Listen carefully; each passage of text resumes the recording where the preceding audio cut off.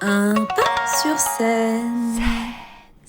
Poser un cadre de bienveillance dans un atelier artistique, c'est le sujet que je voudrais aborder avec vous aujourd'hui. Bienvenue sur ce podcast. Ici, on parle de tout ce qui touche aux arts de la scène, que ce soit en tant qu'artiste, que ce soit en tant que professeur, que ce soit en tant que public. Dès que vous avez envie de parler de quelque chose autour de la scène, n'hésitez pas.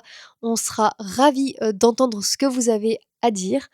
Pour aujourd'hui, je vais vous faire un épisode solo et je vais vous parler de l'importance de poser un cadre dans un atelier artistique. Alors là, je vais parler essentiellement d'un atelier en groupe, mais ça peut aussi être en individuel. Alors, moi, au début de l'année, ou même au début de chaque stage, ou au début de chaque événement, peu importe, j'ai souvent tendance à poser un cadre, ce que j'appelle un cadre de bienveillance, mais bienveillance, on y reviendra après. Déjà de poser un cadre, parce qu'il permet de poser des objectifs clairs sur les attentes de tout le monde. Ça permet également de poser les limites de ce qui est OK, ce qui est pas OK. Et tout ça, ça va avoir une incidence sur les interactions qu'on va avoir les uns avec les autres. Et le cadre, quand on l'exprime clairement dès le début, il incite vraiment à un engagement, à le respecter de la part de tout le monde. Et cet engagement, il va vraiment avoir tendance à sécuriser le lien qu'on va avoir. Ça va permettre de rassurer tout le monde, de rassurer le professeur, de se dire que les règles sont clairement établies et de rassurer les élèves, de savoir que tout le monde a reçu les mêmes informations dès le début. Et tout ça, ça a une réelle incidence pour moi sur l'efficacité dans le groupe et surtout sur l'énergie du groupe. À partir du moment où tout le monde a eu la même information, et que cette même information, on s'est engagé à la respecter, ça donne vraiment une dynamique de groupe qui va être très harmonieuse. Alors pourquoi je parle de bienveillance ? Parce que c'est tout simplement l'objectif, pour moi, dans un cours de théâtre, c'est qu'on reste avant tout bienveillant envers l'autre. On vient dans les cours pour lâcher prise, pour s'amuser, pour lâcher un petit peu le quotidien. Alors là, je parle de cours amateurs, bien sûr, hein, quand on est dans des cours professionnels, c'est tout autre chose. Mais en tout cas, quand on vient dans les cours pour un loisir, il y a vraiment ce côté, on essaye vraiment de venir chercher ce côté bienveillant. Parce que, en fait, chaque personne qui va venir dans un cours va avoir son objectif propre. Mais chaque personne va aussi avoir ses bagages, ses peurs, ses insécurités. Et ça, parfois, moi, je vais être au courant, mais parfois, je vais pas forcément le savoir. Et c'est pas non plus le lieu où chacun va venir se confier sur ce qu'il ou elle traverse ou ce qu'il ou elle a traversé dans sa vie. Et comme on ne sait pas forcément donc ce qui habite les gens, il faut toujours faire un petit peu attention, surtout dans les cours artistiques où on peut avoir tendance, à se laisser un peu emporter par l'esprit créatif. On peut se laisser emporter par toutes les idées qui peuvent nous passer par la tête. Le fait de poser, certaines limites, le fait de poser donc comme je le disais le cadre, ça permet éventuellement à chacun de se sentir rassuré vis-à-vis des bagages que l'on traîne, vis-à-vis de ce qui fait peur aussi. L'un des éléments du cadre, je vais y revenir, c'est, de pas hésiter à communiquer, de pas hésiter à exprimer les choses. Rien que de dire que ça, c'est complètement OK, ça permet aussi de venir rassurer, par exemple, quelqu'un, hem, qui, aurait, par exemple, des peurs de se lâcher, des peurs à être vu, des peurs à montrer ses émotions sur scène, de jouer quelque chose ou simplement la peur de monter sur scène la première fois. Voilà, on peut avoir, plein de petites choses qui viennent et chacun a vraiment ses insécurités propres, ses peurs propres et le but d'un prof, c'est de composer avec un peu tout le monde. Alors concrètement, c'est quoi pour moi en tout cas, mon cadre de bienveillance? Le premier, j'en ai déjà un petit peu parlé, c'est d'exprimer les objectifs. Qu'est-ce que chacun vient chercher dans un cours de théâtre? Alors par moments, c'est pas forcément clairement défini, mais parfois il y en a certains qui clairement vont savoir ce qu'ils viennent chercher. J'ai envie de me lâcher, j'ai envie de faire du théâtre pour la première fois, j'ai envie de travailler un peu plus ma voix, ma technique vocale, mais en m'amusant et le théâtre, je pense que ça pourrait m'aider. Donc moi, j'incite toujours le maximum de personnes à définir son objectif. Après, comme je le dis, c'est pas une obligation, mais moi, après, le fait d'avoir les objectifs de chacun, ça me permet aussi potentiellement de savoir comment je vais accompagner chaque personne. Quels conseils précisément je vais pouvoir donner en fonction de l'objectif que la personne elle vient rechercher. Bien sûr, les conseils que je vais donner, ils vont toujours être centrés aussi sur l'aspect technique théâtrale, mais s'il y a des petites choses en plus que je peux rajouter par rapport à ce que la personne vient chercher, bah, je vais pouvoir le faire parce que ça aura été exprimé. Ensuite, je dis toujours que les cours de théâtre, c'est une zone d'expérimentation.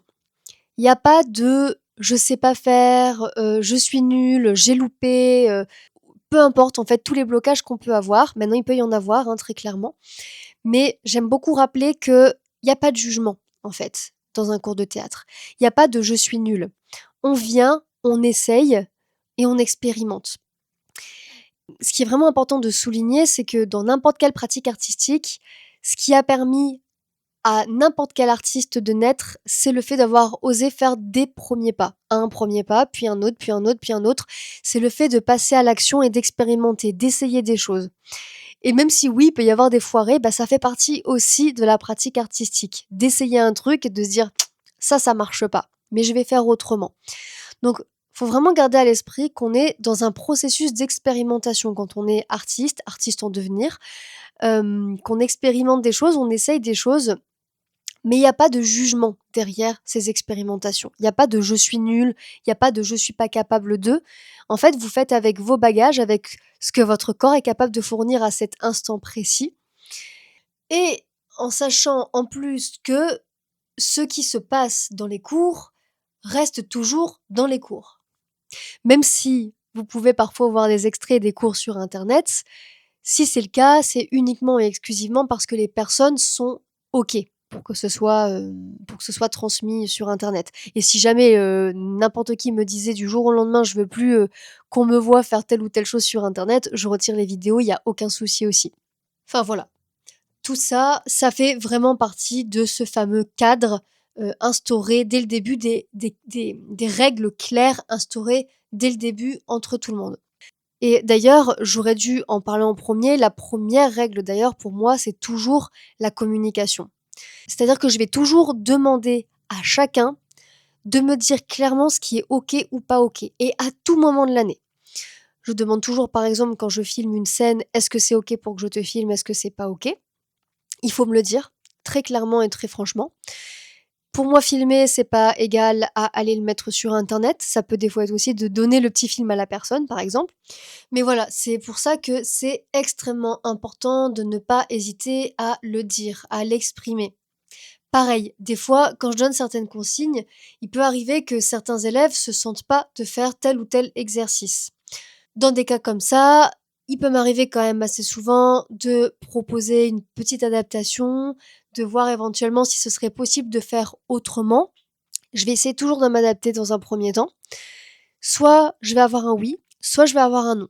Si la personne elle me dit non, je le sens pas, j'ai pas envie, je préfère rester assise. J'ai pas du tout envie qu'un cours de théâtre se transforme en expérience traumatique. Donc, je laisse la personne là où elle a besoin de se sentir bien, c'est-à-dire assise sur sa chaise dans le public, le temps de passer cet exercice qui pour elle est vraiment trop inconfortable. Le théâtre, c'est vraiment sortir de sa zone de confort, ça c'est complètement OK.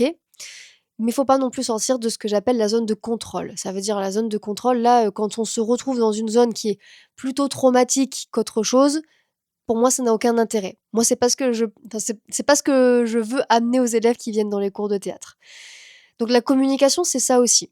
Est-ce que je me sens ou pas de faire tel ou tel exercice? Si je me sens pas de le faire, pas de jugement. On fait autre chose, on le fera plus tard, tu réessayeras plus tard. Voilà. Et d'ailleurs, quand un élève me dit, bah, je me sens pas de faire tel ou tel exercice et que parfois, moi, il m'arrive de devoir réfléchir à une variante ou à m'adapter, ça me rappelle toujours un point hyper important, c'est que la transmission au théâtre ou dans n'importe quel art de la scène, quoi qu'il arrive, c'est toujours une transmission horizontale. C'est-à-dire que oui, certes, le professeur a toujours quelque chose à apporter aux élèves, mais les élèves apportent énormément au professeur. C'est le fait de donner des cours, c'est le fait de devoir s'adapter à chacun qui nous permet à nous de toujours être en constante évolution et de nous aussi apprendre nous-mêmes de nos propres cours, de nos propres séances. Les élèves nous apprennent toujours autant que nous, on a quelque chose à apprendre. Moi, mon enseignement, il évolue constamment. Je n'enseigne pas du tout de la même manière qu'il y a 10 ans. au sein de certains cours, j'ai des nouveaux exercices, des nouvelles idées d'exercices qui me viennent. Parfois, j'ai même des nouvelles manières de travailler qui me viennent, mais tout ça, ce sont les cours qui me les apportent et des fois, c'est même les élèves qui me donnent des idées directement. Donc ça, c'est aussi un élément de la communication. Parfois, il y a des élèves qui me disent à la fin: «Et si on essayait tel ou tel type d'exercice?» Alors, il y a des moments où on essaye, résultat, ça marche super bien. Puis il y a des moments où ça marche pas trop et puis bon, on en rigole, on se dit: «Bon bah, c'était bien tenté, on verra, une prochaine fois avec peut-être une autre manière de faire ou avec un autre objectif pour l'exercice à retravailler, quoi». Donc voilà, la communication, ça c'est vraiment un point essentiel et pour moi, c'est vraiment ce qui donne aussi une vraie fluidité dans le lien et le rapport professeur, élève. Et pour terminer, parmi ce que je place toujours dans mon cadre, je place une règle extrêmement importante que j'appelle la règle des 2 fois 2 limites. Si on respecte cette règle des 2 fois 2 limites, pour moi, tout est possible. Alors qu'est-ce que c'est, cette règle? Le premier d'eux, c'est le respect. Respect de soi et respect de l'autre. Et le second, c'est sécurité. Sécurité pour soi et sécurité pour l'autre. Donc on a 2 éléments, le respect, la sécurité, et toujours fois 2, c'est-à-dire à la fois pour soi et à la fois pour l'autre. Et pour moi, vraiment, quand cette règle, elle est clairement dite, elle est hyper libératrice sur les choses. Ça veut dire que à partir du moment où vous veillez à ces éléments-là, vous n'allez pas, vous amuser à monter sur une chaise si vous voyez qu'il y a un pied qui est bancal, par exemple. Vous veillez donc à votre propre sécurité ou vous allez pas non plus, attraper, un pouf et l'envoyer à la tête de quelqu'un. Pareil, sécurité de l'autre. À partir du moment où ces règles sont respectées, la sécurité et le respect, tout est autorisé, tout est expérimentable. On peut tout essayer. Je sais pas si ça se dit expérimentable? Tout est expérimentation, quoi qu'il arrive. Donc voilà, ça c'est un petit peu les aspects, vraiment, principaux de pour moi comment placer un cadre clair dans un cours de théâtre. Alors là, je vous parle d'un cadre, dans un cours en groupe, un cours collectif. Poser un cadre en individuel, c'est encore autre chose et en tout cas, avec mon expérience, toute cette histoire de cadre permet vraiment, pour moi, à ce qu'un groupe, plus rapidement, arrive à lâcher prise. Alors, c'est encore plus important quand on est dans le cadre d'un stage parce qu'on a encore moins de temps. Il faut que le groupe se dynamise beaucoup plus vite. Quand c'est au cours de l'année, bah, ça peut prendre son temps progressivement.